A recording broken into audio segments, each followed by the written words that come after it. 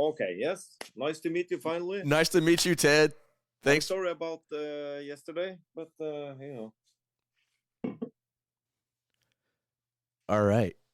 I'm sorry about yesterday, but you know how it is. It's no problem. I reached out to Thomas from Norwegian Rat and want to make sure that y'all had power. Yeah, yeah, we have power still.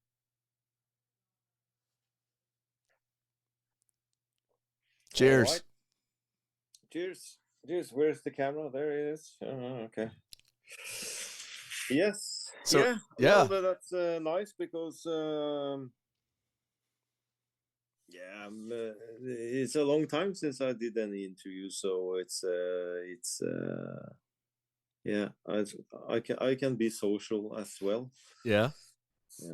I really appreciate it. I really do. I mean, I'm just gonna get this out of the way. I mean, I said it in the emails, but I got you face to face. Yeah. Man, like, to say I'm a fan of Darkthrone and a fan of yours is a complete understatement because thank you. I've been listening to y'all guys ever since the internet was a thing.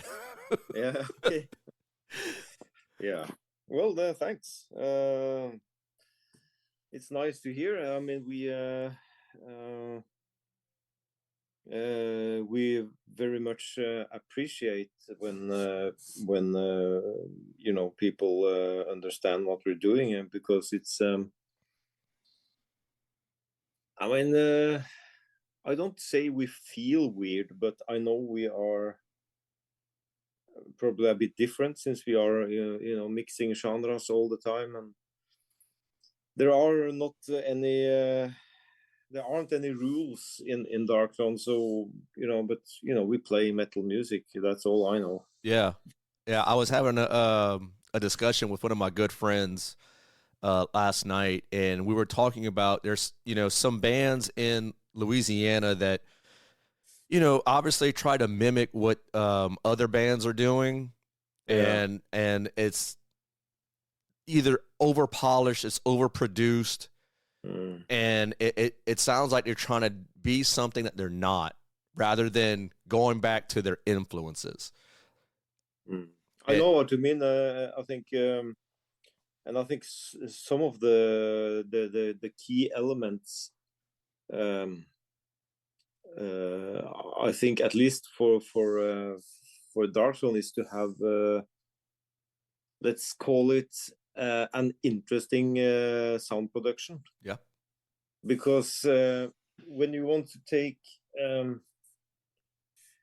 when you want to, to bring the listener into a, for example, a cold, dark area, then you can't have polished sound because no, not at all. It doesn't work like that. Absolutely. I mean, I've said this 1,000 times probably, but I really like to compare an album that I like to think of it. If you are going to have a majestic painting in your house, you really like the painting, but there's one thing you have to fix first, and that is to frame it properly. And it's of course very easy to just slap on a straight plastic frame, right, black. But it's not interesting, is it? No, not at all. No, you want to have some exotic woods that has carved out the small details, and that's the same with I see the framing of a painting like the sound of an album. Yeah, it has to work together, and yeah. Well, that's my take on it anyway. Yeah, I want to ask one of the main questions I want to ask you, Ted, is how did you learn how to record everything and master and mix everything in the beginning of those early records where y'all did everything yourself? I'm thinking about when was that? I think it was late 2004.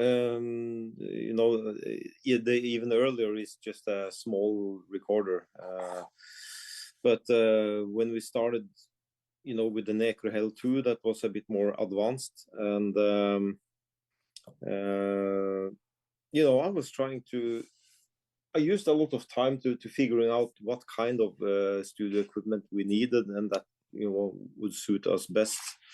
So I found the thing, and I think what turned me over to that one was, in fact, that where you connect the microphones, there was like a tube preamplifier, so you didn't get an uninteresting, completely uninteresting sound of it. Okay, because a straight sound is very, especially digital, is very boring. So you have to do stuff.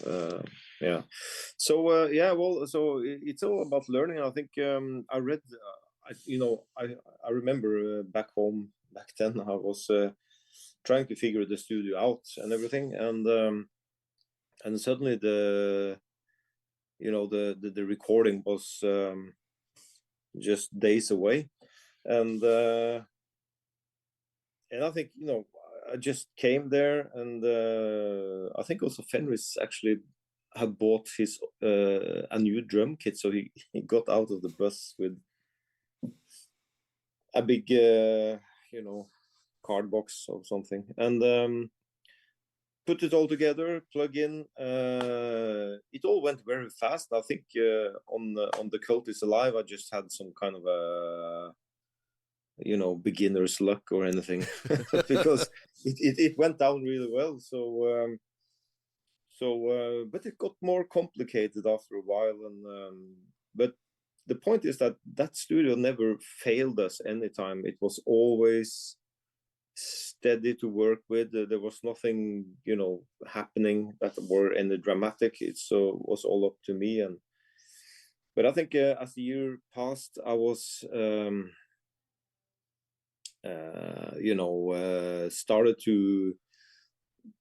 I started to be a bit more worried about if something should happen. When we have worked 6 days in the studio, and something has happened to that, I would be like in hell, and I think also Fenris would. So because I was taking the studio in my car, drove over some mountains in winter time, and it was I remember several times I had to charge the car fast into some snow kind of thing just to get through, and it's a lot of potential things that could go wrong.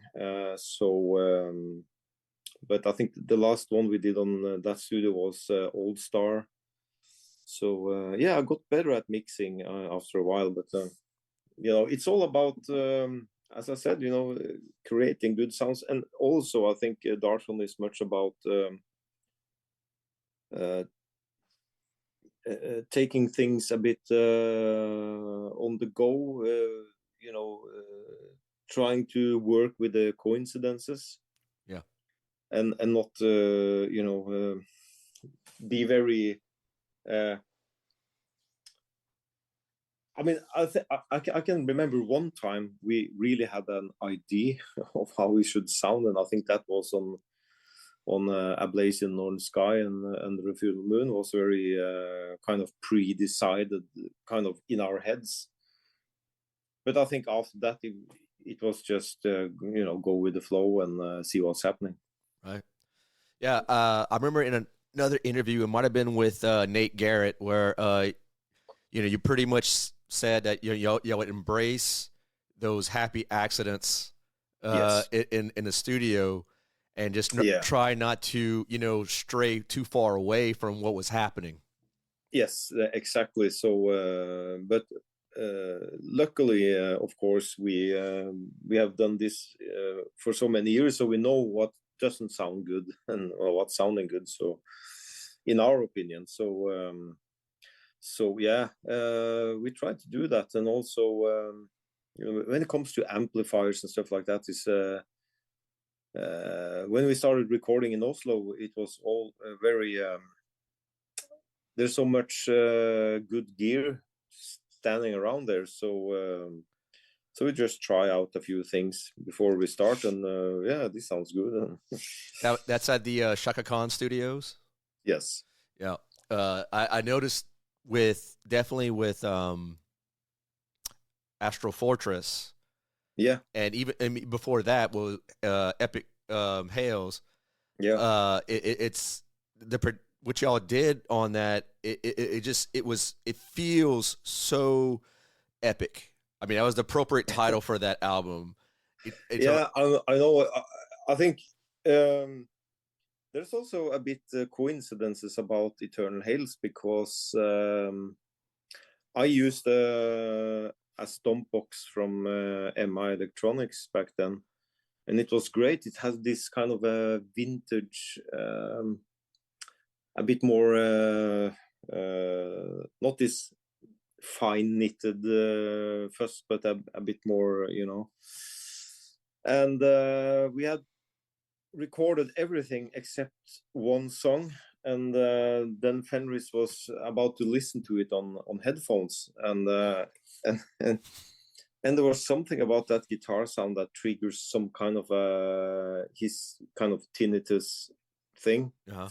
And he freaked completely out. So we had to actually record the last song with the same sound, and then we took all the guitar tracks. We usually don't do this, but we took all the guitar tracks and run it through a tube amp, just to get more distortion on it. So yeah, but I like that. The feeling on that album is also very. It's something else, isn't it? It really is, because I was really curious about what maybe. I know you listen to a lot of traditional folk music, Norwegian folk music.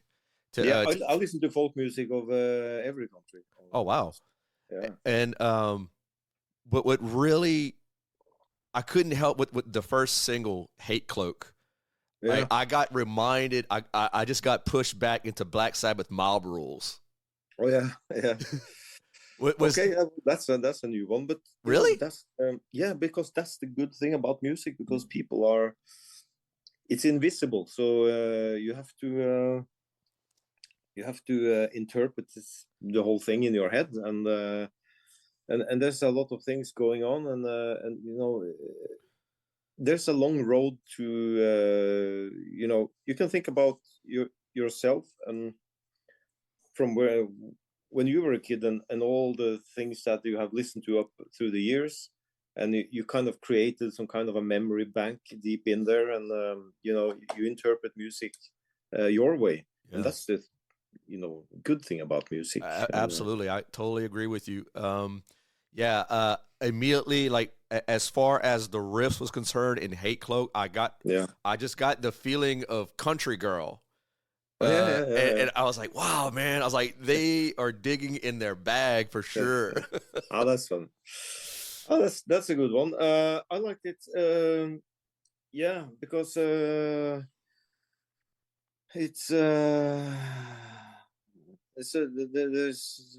I haven't listened to that album since so many years ago, and maybe I should listen to it again to see what we were up to. It's very typical. It's typical for our band is to. I think that has been the case actually ever since Soulside Journey. I mean, we like to. It's a kind of a joke, but it's only 40% joke is that we after Soulside Journey we didn't have any ambitions, and that's actually a bit true, because.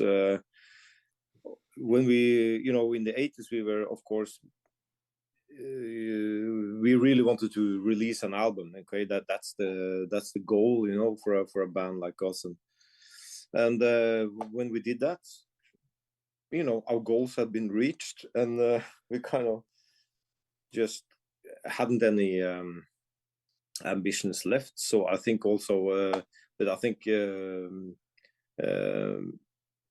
we when we record after we are done in the studio,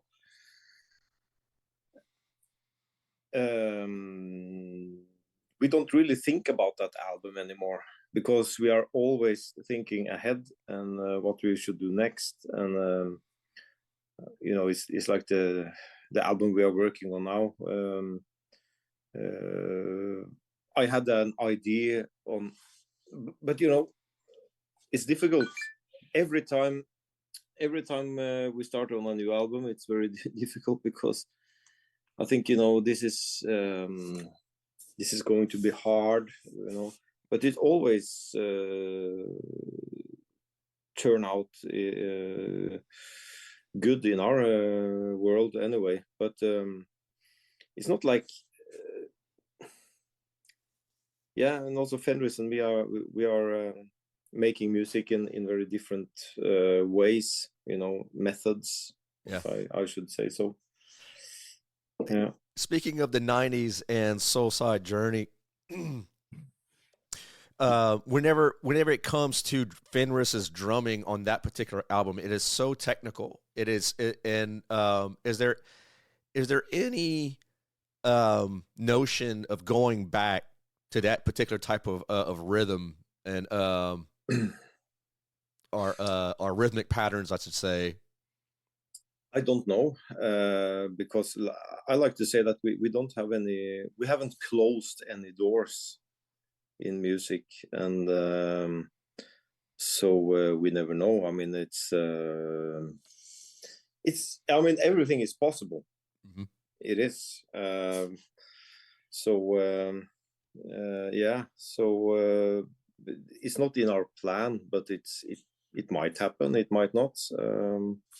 So it's difficult to say, but we are eager to. I mean, we're going in the studio now in May or June. Oh wow!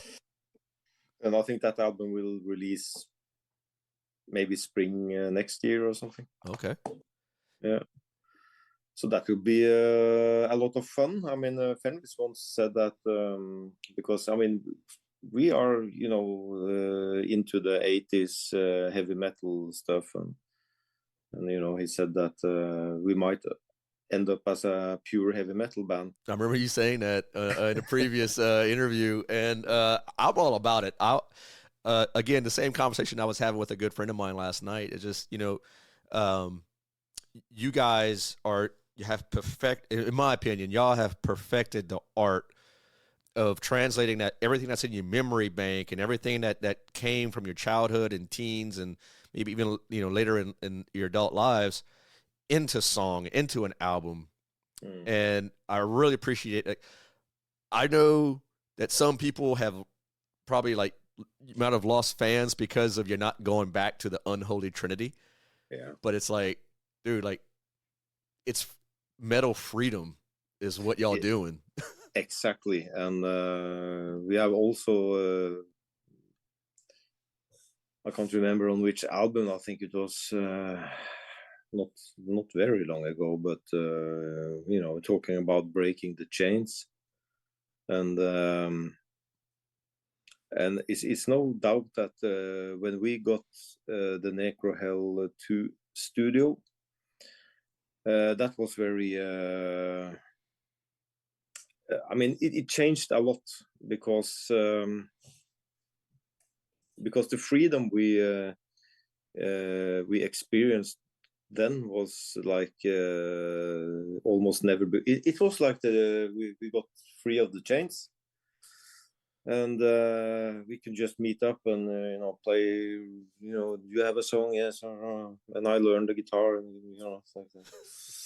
So I think that's a good way. I mean, we try not to use too long in the studio. I mean, we don't hang around and in studio, because it's not our favorite place to be, but we like the creative process in the studio, and I would say the 2 or 3 first days in the studio,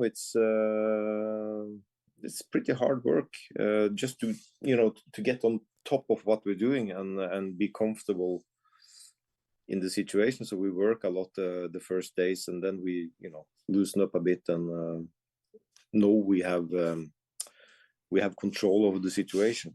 Yeah. How long roughly y'all spend in the studio? I would say I think for last album I think we used like I would say maybe 6-7 days maybe in the studio. Wow. To do all the recording, and maximum 8 days. So but and some of the things we are, as a guitarist, I have to be very awake, and there are changes, and we do things along that are changing things. So it's a creative process in studio as well. But even though the foundation of the album is there, but it's fun. We're starting to get very good at it, actually, to take things on all the coincidences that can happen. Earlier in the days of Necro 2, it was several of those albums. Fenris didn't know my songs, and I didn't know his songs, and we meet up, and everything. Every microphone is put up. Everything is ready to record, and then we just have to start rehearsing the song. And when we feel that we might have it now, we just try to record, and and it might happen on the first take, might happen on the third take, but we have a mutual friend who is texting me right now, in Thomas Erickson. Oh yeah. He just sent me a chat. Because I told him that we were going to be getting this interview soon. Okay. And but he's a great guy, and I want to ask you how did it all go down whenever you lay down vocal tracks with him on his album, and the Vatmart track? Oh I think that was back at his place some years ago. I think we did. Yeah, we did that. I remember that weekend because after the Saturday, which was was a lot of fun, and we wake up and are kind of not in the best shape ever, but then he started to harass me about the podcast he's doing. And wow, that was the same weekend. Yeah. So that was rough, but it was funny, It's and it's all good. It's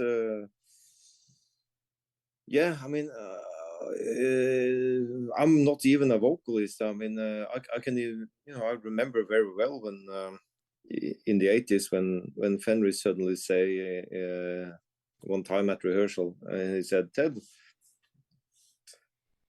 isn't it better if you do the vocals?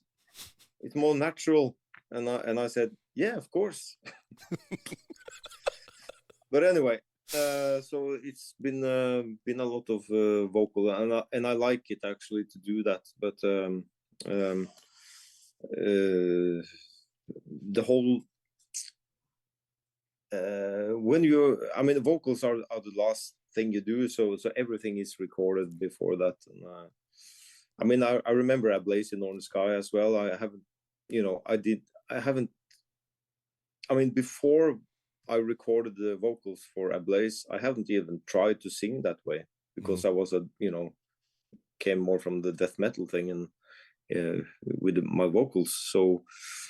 So I didn't try anything out before. Yeah. I didn't stand in front of my mirror and try to.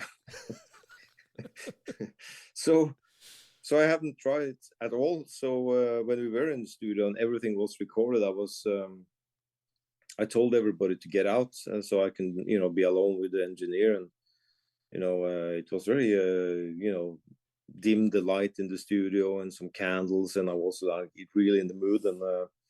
And the last one getting out of the door was Fenris, of course, because he was really, really curious about how this will go down. And right.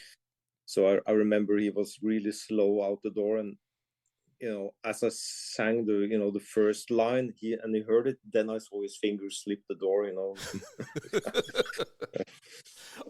Speaking of your vocals, my all-time favorite in your catalog is Panzerfaust. Yeah. And your vocals on that album are some of the most abrasive, aggressive, haunting vocals that's ever been put on vinyl, in my opinion. And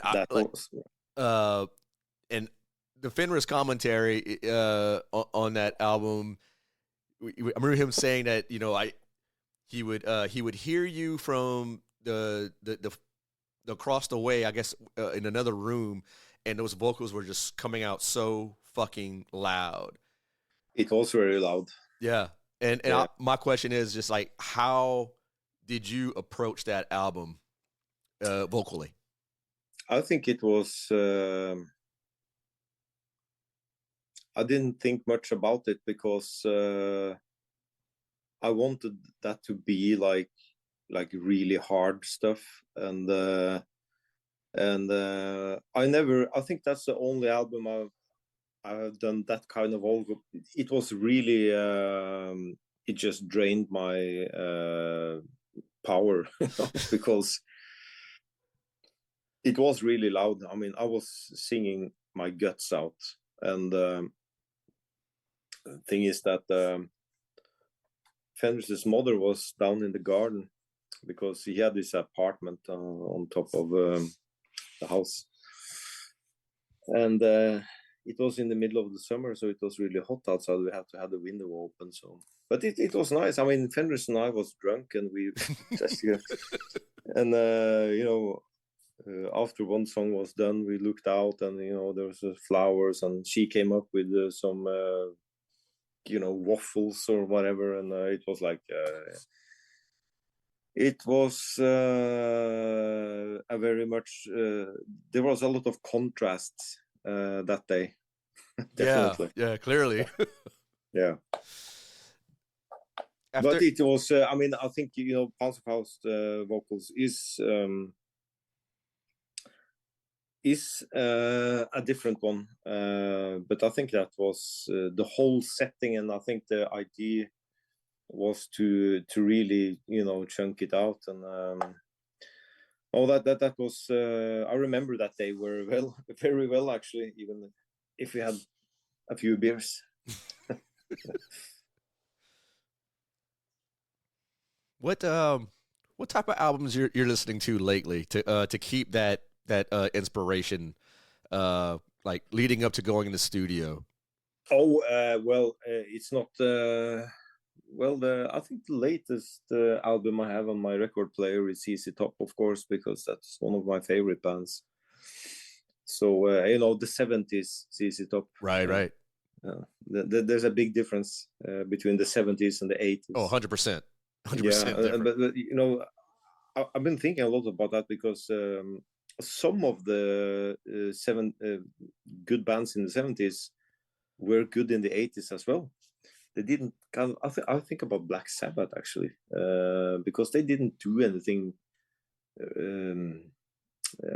idiotic with their sound, and I think but ZZ Top didn't really, but they became better afterwards, after the 80s were past. ZZ Top was good to go, and I listened to their new I think it was just before the bassist died.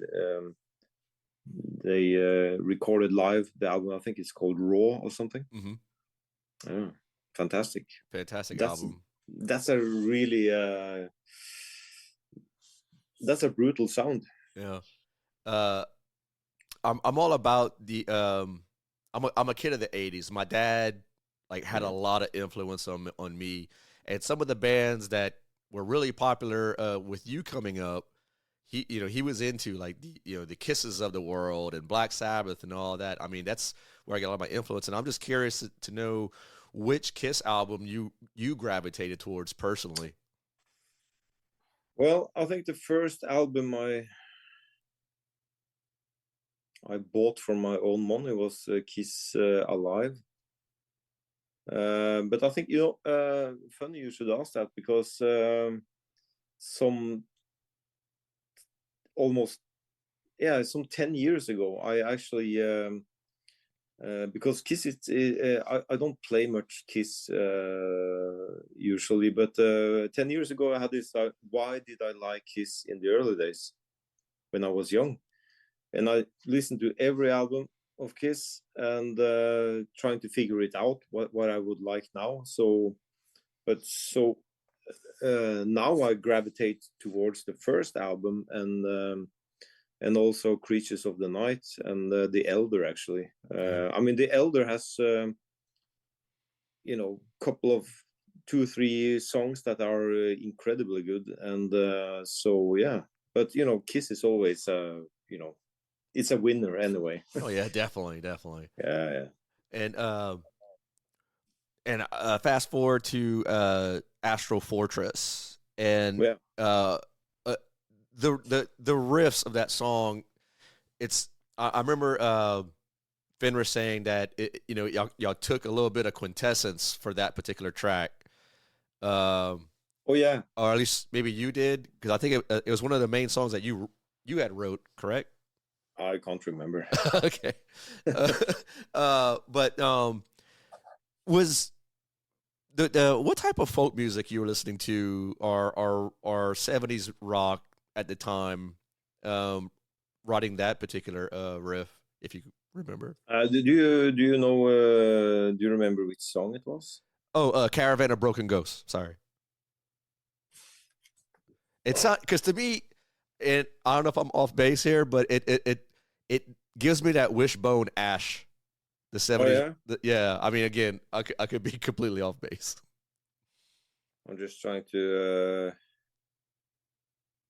get a little. There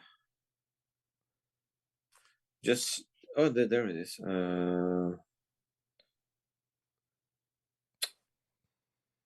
Caravan. Oh yeah, that one. Okay. Oh yeah. I wrote that song. Yes, that's right. So I think it is the. I just listened to the acoustic guitar, and I think actually,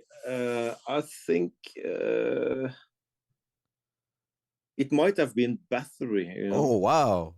Yeah, because but it's also you can hear the the folk thing there as well. So I mean, when it comes to let's call it black metal, I don't know what it's called, but when it comes to Bathory, for me, I think Bathory is more than music. It's much more. For me, Bathory is a feeling. It's like absolutely. So it might have been Bathory. Yeah, I mean, I made some riff in the past as well that I listened to afterwards. I think, I might actually have been inspired by Flag of Hate with Creator, like because I listened to some of the riffs, but it's nothing that I do on purpose. But it's inspired by unconsciously. Yeah, definitely. You can hear that, and that's one thing that about Darkthrone's music that I keep going back to, because with every release that y'all put out, I'm just real curious of the direction and what inspires you guys, because it's like I said, it's complete freedom what y'all doing, and that's the beauty of it. We don't play any games here. I mean, we took the hard. I mean, we could. There's several paths we could take earlier. About the live playing, not playing live. We could be more of a profile band. But I think we went the hard way, the hardest route, and that was to trying to keep a low profile, but push the music in front of us and let people discover it by themselves. I mean, it's nothing like we don't go out in the media or anything and trying to do something rash or we don't seek attention that way. But I think of course every band hopes that your music is getting attention. I mean that's the main thing. So but we took the long routes, like I like to say that for almost 40 years we had where's the camera? There we had like this kind of Yeah. for 40 years, not Yeah. like this suddenly, and it's just like a slow steady climb. And I think that's what I don't know, we didn't discuss that earlier. I mean, it took even a couple of years, at almost 2 years after A Blaze in Northern Sky, for us to understand the impact that album made. I mean, because we were busy doing other things, and back then there wasn't really. I don't read any magazines either, so yeah. As far as paying attention to any of what your contemporaries are doing, do you often go to shows out there in Norway? Anyone that you appreciate out there? I don't go to shows. Actually, I saw, if there's something special. I mean, I usually don't go to metal shows. But when the American band, the Residents, were playing not far away from here, then I went there, and that was great. Yeah. Absolutely great. I mean, it was fantastic. I mean, I like the Residents, and so it's weird, but it's great. And so yeah, I also saw the Norwegian band Motorcycle. Yeah. They played not far away from here as well. So yeah. Oh, speaking of that's a great segue, because I know you like to ride motorcycles, and you've been into motocross sports in your youth. Is that something you still keep up with? No, well, I haven't drove any motorcycles in a few years now, but I mean, every spring when I heard the first motorcycles outside, I want to buy a new one. But I'm busy, and so yeah, motorcycle war. I told Bent from Motorcycle that I think Motorcycle is the band we are probably.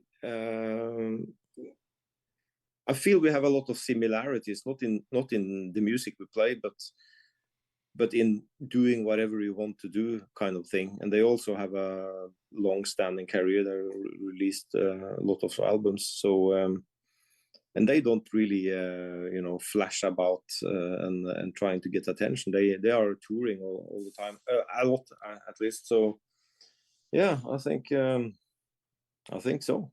Yeah. Yeah, because I mean, otherwise, I think I don't want to see that I don't want to say that we feel alienated in the Norwegian metal scene, but we don't have any contact. At least I don't. So, and I don't think Fenris had much contact with them either. So, but it's a good thing to being in Norway. You can, keep for yourself. Yeah. Yeah. I've been to Norway now 5 times. It'll make my 6th time going in April. I'm gonna head out to Halden to meet Thomas again, and Thomas, yeah, okay. And there's just something about the place that I really appreciate. I mean, I've always been into Norway since I was a kid. Yeah. And then when I discovered Darkthrone and as a teenager, I was like, man, I gotta go back. I gotta go out there. Yeah. But I say that it's because the country has put out some of the best music. I mean, any black metal fan could you I know, would agree. agree actually, because I mean, we have to remember there's a lot of really good Swedish bands as well. Mhm. But I think when you think about Norway, low population, and I think back in the in the early 90s and late 80s, there were a lot of bands starting to come up, and everyone had their own take on things. And I think that's very interesting, and it turned out to be really good. I mean, there was a lot of strong-willed people gathering around their own projects, and I think that's there's been a lot of good bands in Norway. Yeah. And are there? I mean, I'm sure you do, but I'm just real, my own curiosity is just do you still keep up with the friends that you had in Oslo back when in the early '90s, whenever when Norwegian black metal was at its peak? Yeah, but the thing is that I moved away from Oslo. Oslo is my hometown, Yeah. and I moved away from Oslo in late '91. So the answer is probably I haven't much contact with the people back then. It's I lost a lot of contacts over the years, and I think I remember when I turned 30, I was like really cutting down on my on my list of people, and now it's even worse. It's but now it's okay. I mean, so yeah, I moved from Oslo before all the stuff before black metal got popular. And I mean, I remember Darkthrone and Mayhem were playing at this very small scene in Oslo. I think that had to be in 1990, and it was 30 people there. Wow. Yeah. So it wasn't huge back then. Yeah. And then like now, whenever I've only been to the Inferno Festival. Yeah. Yeah, and I've been to one show that was attached to the fest at Niven Bar, and I just can't imagine what those early days were like when you had like maybe 30 people in a venue just like congregating and just watching all this go down. I know. It was, but for us, it was like, I remember Euronymous was very, he had always, of course, very grand plans. So I remember when we were supposed to, when we were to play at that scene, it was like a small scene in the middle of Oslo, and he wanted to rent a limousine to get there because it was, and I think I just, why can't we just take the tram? It might be a better idea. So yeah. A bunch of black metal guys and corpse paint coming out of a Yeah, limousine. yeah. That's I mean that's taking a page from Kiss right there. Yeah. Well, that's it's a lot of fun. I mean, it was a very strange time. I mean, it was fun. I mean, we had a lot of fun, of course, and in everything, and like one thing it's like when we released Soulside Journey, we had this very small release party in Fenris's apartment, and Euronymous was there, Hellhammer was there, and Dead was there, or Pelle, Yeah, and also the bassist Stian, and back then, and it was a hilarious, funny evening actually. So yeah, it's like it's memories like this that it was good times. yeah. Definitely. It definitely sounds like great times. I'm just curious. What was Pella like? Oh, he was a really really nice guy. I mean, he was I mean, it wasn't. He really had to be in the mood for some talking. I mean, we were just like, I mean, we were just drinking. I think, you know, Darkthrone is about heavy metal, hardcore, punk, you know, black metal. We are everything. So we were more like, you know, punk dudes back then. We didn't give a shit about anything. But one thing we understood was like, if Pelle was not in the mood to talk, he didn't talk. So yeah, but it's okay. He sat with us anyway. But sometimes he liked to, you know, talk about things, and so that was nice. He's really nice guy. Yeah, and I really appreciate what you just said right there. The fact that y'all was hardcore punk and everything in between, and that clearly shows with the whole discography of Darkthrone. And again, y'all do what y'all want, and y'all can give zero fucks of who says what about it. Yeah, it doesn't matter because in the end, it's like I have since November 2024. I've been working together with another dude in starting a new band, and we are so in those.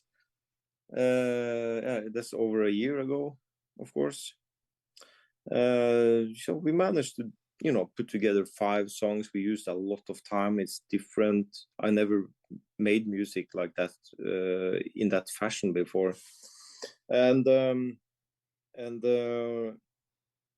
so it's good for me to know that the creativity doesn't really stop. I mean, there's a lot of things to discover all the time. Mm-hmm. And you used to think that about Darkthrone as well. But I think because we have no limits in Darkthrone, I think that's why we are, making a lot of music, and also we don't waste time on live playing, because we know that when we eventually are finished, the things that will be behind us is the albums, exactly. Right. And I think both Fenris and I know that if you think of a running track, the oval running track, mm-hmm. we are, we are starting to get past the last bend, and we know it will eventually be over, but we don't know when. It could be anytime, but it's as long as we have this. It's all we think about. I'm thinking a lot of. I mean, every day I'm thinking about the band. I've been doing that since I started there, and because it's now it's a big part of your life, and the things that keep you sane. Yeah. This. So we nurture the band like it was some kind of a thing that has to be nurtured. Yeah, like a child. Yeah, like a delicate flower. Yeah, and see, that answers my question right there. I wrote down these notes, and I was like thinking to myself, after 36 years of making music with Darkthrone, like, what keeps the inspiration intact? And you said it right there. It's become part of your life. It's an everyday thing that you think about. Music, and you nurture those riffs. You nurture the music, and that's yeah. It's. I mean, it's fascinating how different lives Fenris and me have lived privately, and but one thing we are definitely on board with is the band. I mean, it's everything basically, because I said it. Yeah, and you said it. yeah.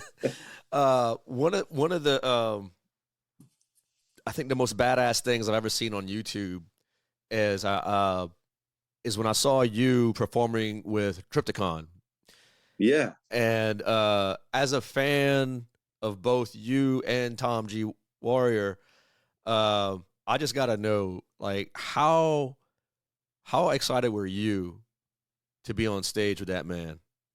Well, do you think about when I performed with Triptychon? Yeah, that was in the Netherlands, I think, because there was an eruption of volcanoes on Iceland, so the planes couldn't take off in Europe. So and we had we should play. I mean, Sarke was playing a festival in Netherlands, so they rented this like huge bus thing. So when I came to Netherlands, I almost couldn't stand on solid ground because you have been floating on a bus for like too long. And Tom asked me if I wanted to play there or sing with them, and it was great. I mean, I was. But one thing I remember better was when Sarki played at Wacken Festival. We flew Tom in for performing vocals for us because we used to play the Dethroned Emperor live with Sarki. And I think that was one of my favorite moments, actually, because we talked to Tom and he said, yeah, how do you play the song? And we said, we play it exactly like it is on the album. And he went, okay. and so it was amazing. And when I started the first riff there and Tom get on the stage, that was something, because I'm a fan of him too. Yeah. I had a chance meeting the first time I went to Nice Blood Records. Yeah. I took a picture with him and Anders. Yeah. Like, if I would have been 5 minutes late, I wouldn't have caught them both just looking through the old Slayer section. Okay. And I had to approach him. I said, sir, if I don't take this opportunity to meet you right now, take a picture with you, I'll never get it. Oh. Yeah, no, he's a great guy, and I think also I met some of the band members, and I met the bassist of Celtic Frost. That was the first time I met Tom, actually. I can't remember where I think maybe it was in Bergen or something. Oh, wow. But it's good to have met him, and How did you speaking of Starkey, how do you like traveling with the band, from country to country? I hate it. Do you? Yeah. And I mean, some years ago, I can't remember, maybe 10 years ago, 11 years ago, I was like, okay, I'm not flying anymore. It's over. So it's not to be on a plane. It's not my kind of life. Yeah, neither me. I don't think anyone likes to fly, actually, but well, some do it, I guess. But for me, it's over. And but maybe when I'm in my 60s, I can fly. There's nothing more to lose. There you go. You mentioned before in another interview that you was also involved with the 80s and 90s tape trading. Yes. And which bands probably in more so in a death metal scene, because Suicide Journey was primarily death metal. Which death metal bands from the States really grabbed your attention? First? Yes, sir. Definitely Autopsy. Because maybe the first Death album, and also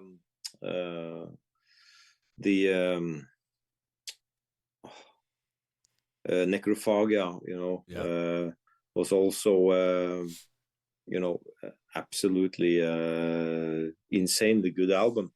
And I remember the first Death album as well, and I think not long after that, released in Europe, Scream Blood the Gore, there were some rumors. I don't know who got the rumor, but it's probably not me. That the drummer of Death has left the band and started his new band, and we were like, whoa, what's that, And one day the Critical Madness demo were there, and I actually played that tape so much that it actually fall apart physically. Shit. Yeah. So Autopsy for me is like it's something special, and we were very eager to hear their first debut album, and it was a great album. And the second album got the English treatment, and what I mean by that is that the sound was more British. It was like a bit more, gray and sad. It was like, and Hammy told me once that they used some of the money on other things than the studio. But anyway, I think most British bands sounded like, if you take the first Paradise Lost album as well, yeah, it has this British dreadness over it, and I think it's great. Yeah. So when Autopsy released their second album, Mental Funeral, it's a stunning album. Was that a particular sound that y'all were trying to capture with Eternal Hails? No, not really, because I think Eternal Hails is again just a lot of coincidences. So I don't know. I think we just when we started, we are going to the same studio now, by the way, and I think we will do some changes to some of the drum sounds, because it's easy to trying to perfect the drum sound. Is very it's natural to do so, but I think we are going to have at least a bit different approach to the drum sound now, with a bit more mids, and also in the bass drum especially. But we'll see how it turns out. We don't know. Yeah. And I don't know how the album turns out either. Actually, my plan was to have a bit shorter songs, and a bit faster, a bit more aggressive things. So Fenris has to work with something here, I know. And also, I just made a very, very heavy metal riff. It's so heavy metal, actually, I want to record it and send it to Gilbert, and just to hear what he has to say about it, because but I mean, he's the one gearing me up towards the heavy metal things, since we can, according to him, end up as a pure heavy metal band. So yeah. And it just seems like there's at least for the time being, there's no sight of losing that particular direction. What? I was just saying, it seems like for the time being, like, y'all don't want to lose that direction. No, I think it all comes together, and I think even though people don't really think about it, you have to remember that A Blaze in Northern Sky is also a mixed genre album, but it's a bit more not so obvious because of the sound production, and also the cover art and pictures and everything. So but A Blaze is so since A Blaze, okay, Under Full Moon was not, that was deliberately very cold black metal stuff. So we were a trio back then, so that was a new experience. But it's funny to think about that now. For almost over 30 years ago, we have been a two-piece band, so that's insane. Yeah, and the longevity of you two guys, I mean, it's incredible. And it's incredible. It's not if it's now the last 5 years. Yeah, sometimes I think about all the times that has passed with the band, and all the things you have experienced since I joined the band. It's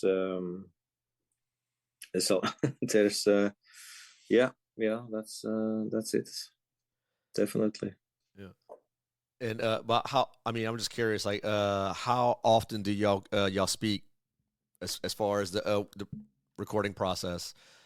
Leading up to the recording Oh studio. well, we have some. If it's something, I mean, Fenris can call me if he has something either very important to say or something very funny to say. And but other than that, I mean, we don't call each other much, but we have frequently text messaging and stuff. So when it comes to springtime and summer, it's a lot of text about gardening and stuff like that. So That's interesting. That's wild, man. yeah. Getting to know the inner workings of Darkthrone is completely privileged. Thank you. Yeah. It was funny this last autumn, because it's not interesting to tell you why, but I had to plant a tree in my garden, and Fenris didn't really follow that up. How is it going with the tree, and like that's a. What kind of tree you planting? Now it's a birch, because the birches are really taking up a lot of moist from the ground. Yeah, so that's why. So let's see in the springtime how it's doing. Yeah. I had something that came to mind. I never asked you. Do you have your own recording studio in your house that you just go to in private? No, the recording studio that we used last time on Old Star is in my house, but I have no. It's not like it's not. I do not have a studio kind of thing. I have some. I have a room, with all the vinyls and guitars and everything. So I'm there, like a lot of the time working on stuff. Last couple of years, I bought a couple of synthesizers. I'm trying to, the last 5 years, I've been trying to figure out a lot of things about synthesizers and how they work. And so, yeah, it's just nerdy stuff. But I think since one of the songs on the new album will be a bit different, it's like it will be a short kind of a instrumental song, which are, I won't say anymore. But it's that's fair. There's fans. Yeah, I'm the same way. The room I'm in right now is where I make all my noise and record, whatever. And yes, it's a great place of solitude to just absolutely get in that mindset. I like that. I mean, so I'm looking at the wall, and there is the what do you call it? The Goat Lord album. Yes, we did a competition about cover artwork, and there was this woman in Oslo called Linda that And I have the original. She was drawing with coal, and it was really nice. I'm trying to show you that my back is hurting because I don't hurt your back. well, I'm never have any problem with that, but obviously a couple of days ago it cracked. So it's probably too dark to see. Yeah, it's blurry. No, you probably get real close up on it or de-blur the background. I would think. Okay. Oh, that didn't work, but that's okay. That's okay. That's okay. I appreciate it. I appreciate you trying. I tried. I could turn off the light, but then it's not fun anymore. Yeah. I would. I thought about taking out my light for this interview, but I don't know. I decided not to for whatever reason. We like the darkness and evil shit. Exactly. And you know what else? It's a record day today in South Louisiana. We got 6 inches of snow today. Really? I'm not kidding you. It's a monumental day all around for me, the residents here, and the podcast because you're on it. Okay. But well, yeah, that's nice. There you go. Yeah. Okay. Yeah. But it's normal to have snow at your place, I guess. No, this is very rare. Very rare. Okay. So, like I said, very momentous day that I get to do this with you. I think I've measured 6.5 inches of snow in Louisiana. I think the last time it snowed like this was probably 1895. Okay. Well, that's something. Yeah. The perfect when you have all this snow now, I would recommend one of my favorite winter albums. I have winter and summer albums very often. Okay. And my favorite winter album should be Under the Sign of a Black Mark with Bathory. Oh, 100%. When the snow is thick around your house, put on that and it will do the trick. I will definitely do that as soon as we break from here. But I don't. The conversation is going too damn well for me to just stop what I'm doing to go listen to Bathory right now. Yeah. But yeah, and there's so many things that I was really curious about as far as your musical training and musical upbringing. I know your parents had pushed a lot of classical music. Yes. And I'm just curious of what composers that you gravitated towards. A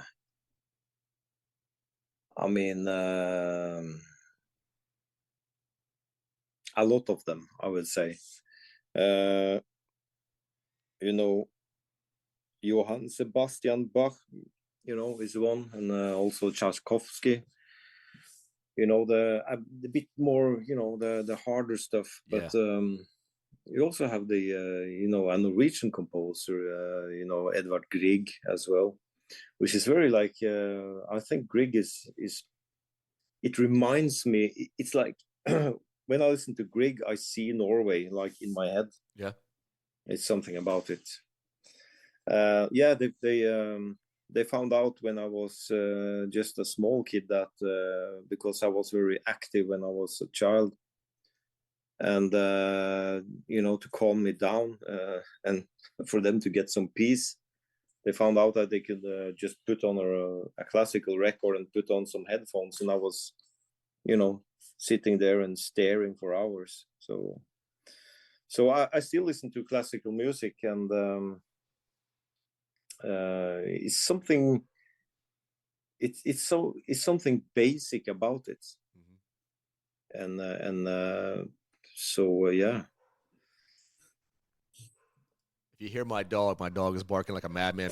If you hear my dog, he's barking like a madman right now because of all the snow. Oh, okay, yeah. He haven't seen that before. No, they haven't. Clearly not. Uh, So, as far as once the classical music came into your life, um,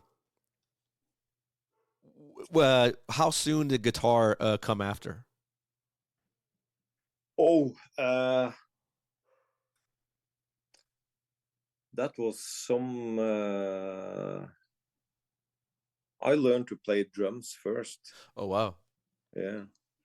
So, but I think guitar was coming like in when I was, I don't know, 13 years old, 12, something like that. Mm-hmm.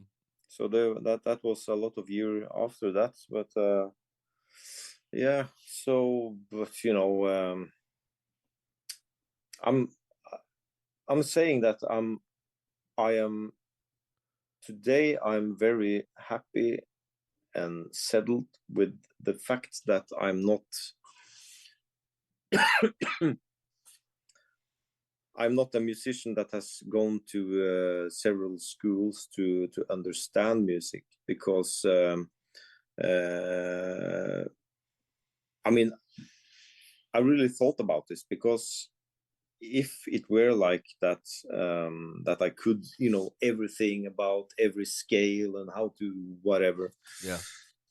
I would encounter during my time in Darkthrone I would encounter several times things that I probably wouldn't dare recording because it was not the right thing to do, like because when you don't understand, I mean, I've been sitting down in my basement and I'm looking at my guitars and I say, I really don't understand what it is really. Listen, I've been playing this for so many years and I still don't get it. But I can't play guitar, but it's like to me the guitar is still a strange instrument. Yeah, I really, it's another thing I really appreciate what you just said right there because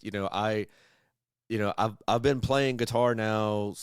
I was a late bloomer and Yeah, started playing around when I was 38. I'm 44 now. Turning yeah, my fellow Pisces man. I turned 45 in late February, uh, yeah, and uh, and I just look at it and I'm like, I have zero clue what I'm doing. yeah. I know. Zero, you know. It's the same with me. It's exactly the same. I don't know. Um,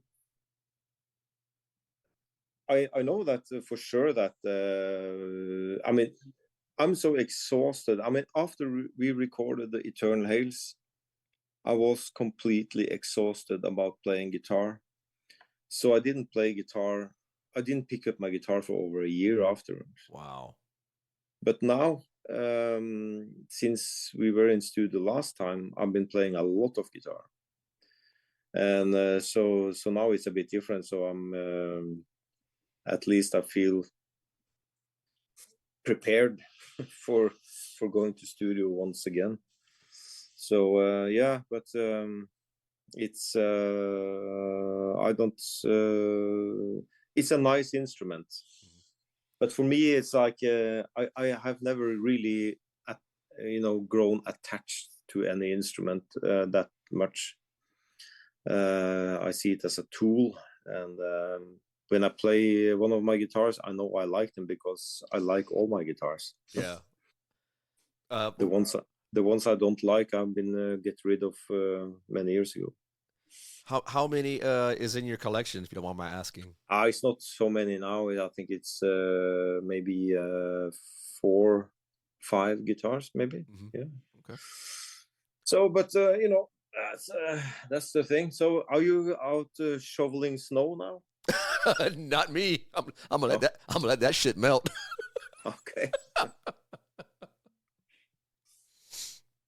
Because But see, I think you want to see it?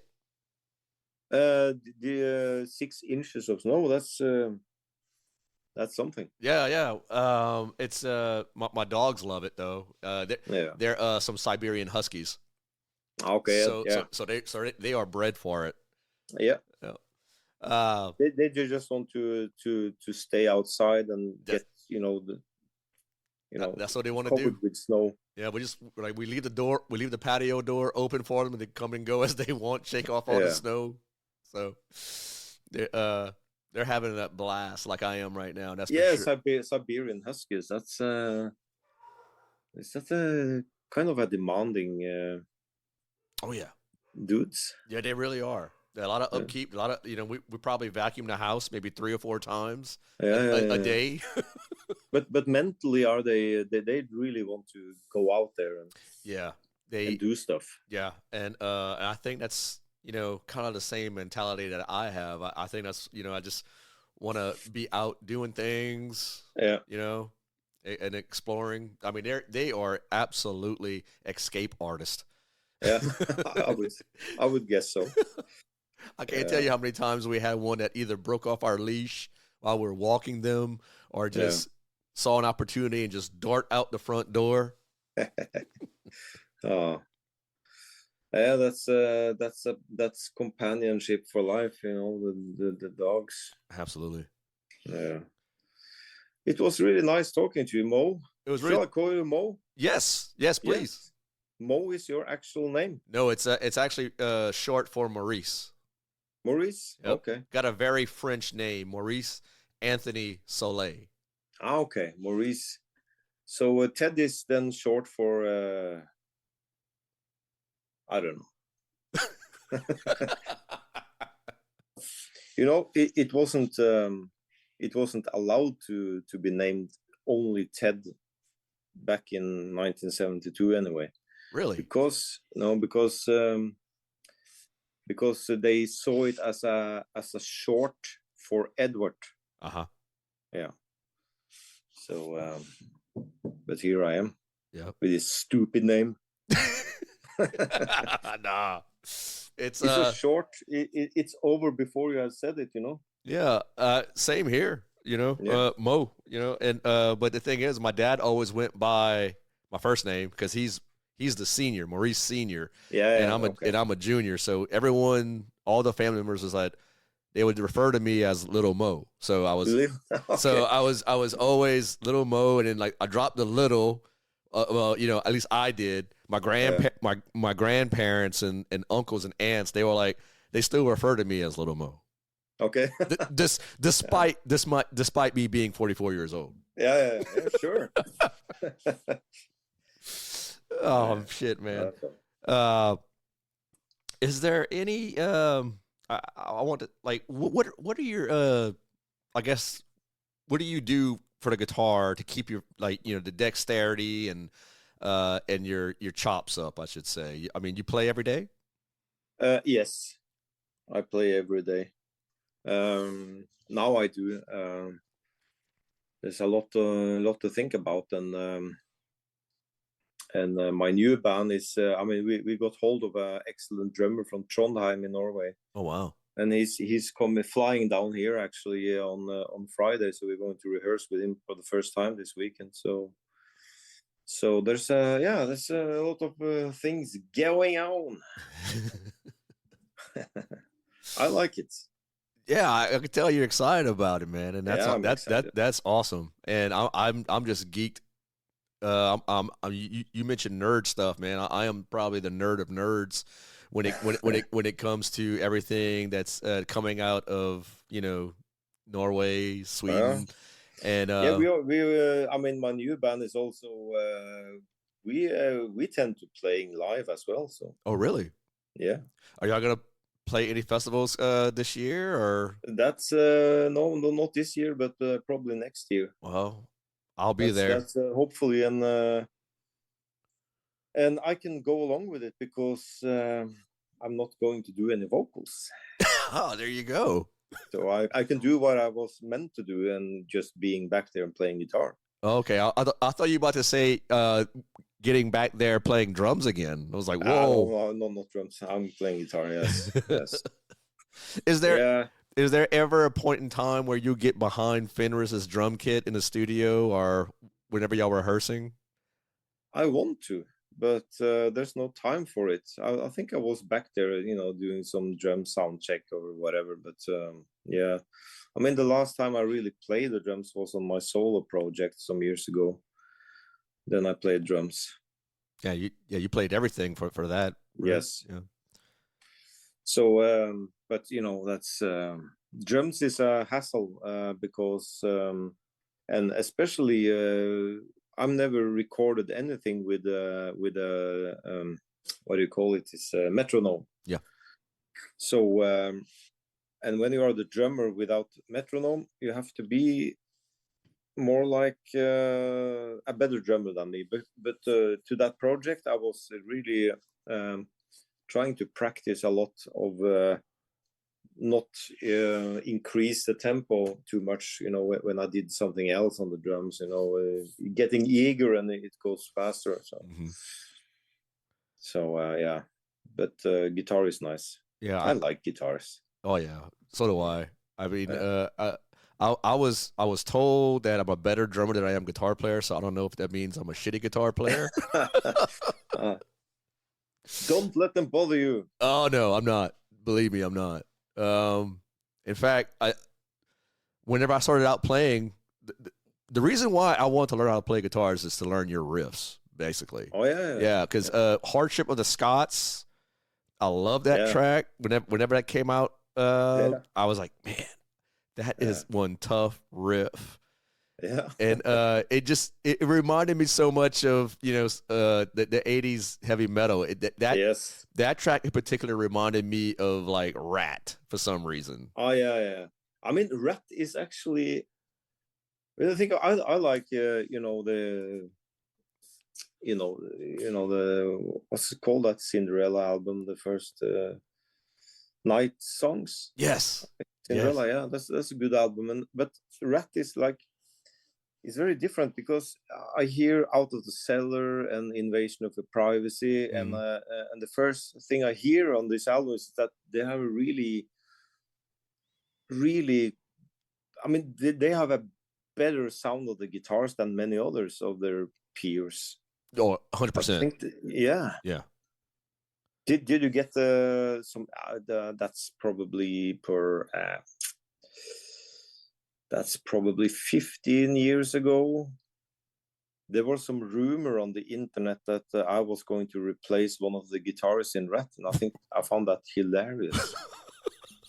It was blabbermouth, and everyone was like, "Yeah, Nocturno Culto is." Like, I mean, that would be cool. I mean, I like playing that style, so that would be great. But who the hell, puts out a rumor like that? It's insane. Yeah, that's some insane shit. I can't imagine you playing alongside those LA guys from Rat, man. Somebody had to, like, let's put out a rumor that Ted from Darkthrone is and everybody bites on it. Yeah. Is there any rumors that you've heard about as of late in your own country about you or Fenris? No, not really. I was living in this really small community far out in the woods in 92, 93. And then I heard a fascinating rumor, because in that small community, it was like maybe 250 people. And I heard a rumor that I was coming to their community just to lure the youth into Satanism. Wow. and back then I was thinking, okay, if I was to lure anyone into Satanism, why start here? There's nobody here. That's a place to start, Yeah. Got to start small, but dream big. Yeah, dream big, exactly. Yeah. Yeah. So no, there's not rumor. There's probably a lot of rumors out there. I'm living in a place that it's not many people here as well, but people are nice, and I think by now people have seen other people with long hair, being male and everything. So yeah. So but it's harder to blend in, I have to admit. But I'm not blending in with the population here, but then again, I don't blend in. It feels like I was 7 days in Japan in 2005. Yeah, I remember seeing pictures of that. Yeah, that was hard to blend in there as well. But Japan was awesome. I mean, the people there is awesome. I mean, they're just. I mean, from afar, it looks like a big Western city, but everything inside Tokyo, it's just not. Things doesn't work like that here in the West. Right. So everything is different. It was fascinating, and I liked it so much because people are very polite and everything, and not like they're like here, and at once, I mean, 3 or 4 days in on that trip, I was thinking, do I really want to go back to the dark ages in Europe? People are, gritty and sour all the time. And yeah. I was having a blast yeah. But I had to go back, of course, because of kids and everything. So. Well, I'm just gonna put this out there. I know you don't like flying, but if there's any reason that would put you in South Louisiana, I got you. I got you. I got you. As far as cooking, you don't have to worry about food. Yeah. In fact, you need to ask Thomas about some of the spice blends that I've given him and his wife. Oh yeah, because they were there. Yeah. Yeah. Okay. Yeah. Well, no. They came over for the Oakland Death Fest, and they also came for Maryland Death Fest as well. Okay. Right. So, but I would every time I go to Oslo or Holden, I had some spice blends waiting for them. Cool. And so far they love it. In fact, tell Thomas. Thomas can give me some heads up if you are going to Holden again, because then I can join you guys. I'm going to Holden. That's my first. Well, the first place I'm going is his house in nice. April. In April, okay. Yep. I'll talk to Thomas about it. Oh, that'd be awesome. Yeah, that would be awesome. That would be great to kind of it would be great. I mean, I'm actually I'm Thomas and his wife has been here at my house a couple of times, so we are now starting to understand that we have to meet again, soon. So I'll talk to Thomas, because it would be great to meet you, and 100%. Same here too. Yeah, I mean, I'm all about it. Yeah, I like this, Mo. I like this too, Dad. Yeah. I like it a lot, man. I mean, hey, I'm not even looking at the timer here on my end, but man, I really appreciate talking to you. I do. This is to say that this was one of the highlights of my life. It would be a complete understatement. Like I thank you, Mo. Truly mean that. I mean, it's been a pleasure. I mean, if I felt somewhat near uncomfortable, we wouldn't talk so long. So that's it. Appreciate that. I like it. So yeah, great. I mean, it will be really. I mean, if everything goes the way I want now, I will see you in April. That sounds great. Yeah, I look forward to it. Yeah. Thanks for the chat. It was great. Oh yeah, thank you.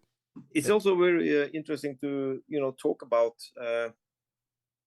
I have a lot of things on my mind all the time. So there's just not very often I can get people ask me questions about things about the band, and it's always nice to revisit. The past a bit, even if it's just 2 years ago, and it's nice. I like it. Yeah, well, and like I said in the email, my first email to you, man. Like, I'm no journalist. I don't work for any magazine. I've always. That's what I like you so much. I'm sure. I'm just here to have just a relaxed conversation and get to know you, you know, and maybe you get to know me a little bit. Absolutely. And you know, that's what it's all about. You know, I don't, you know. Yeah. I think that's I appreciate it, and you know, it's been great. So hopefully we'll meet in April. I'll talk to Thomas. That would be great. Yeah, send him my regards if you. I absolutely will. I absolutely will. Yeah. Thanks. Thank you. Yes. See you around, Mo. See you around, Ted. Hopefully I see you in April. Yes. Bye, my friend. Bye-bye.